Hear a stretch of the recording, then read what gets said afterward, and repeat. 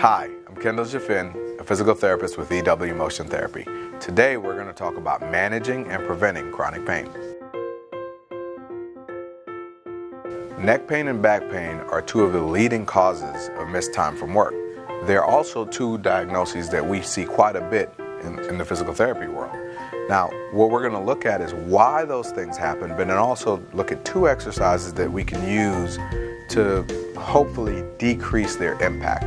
And when you think about it, if you turn this way for me, if your hip flexors are short and tight because you sit at a desk all day, when you stand, your hip flexors are going to want to pull you into extension, which means that you're increasing the amount of compression that you get between the vertebrae in your lumbar spine. So what we're going to look at is stretching the hip flexor, which acts as a force to pull you this way, or also a force to pull you that way. All right, so what we're going to do here is we're going to put that right knee down here for me. Good, and can we bring this leg further forward? A little further for me. Good, and so you're going to squeeze this right glute. Good, and then shift your hips forward a little bit. So we're not going to hyperextend, but we're going to just shift. There you go. And so you should feel a stretch down the front of your thigh.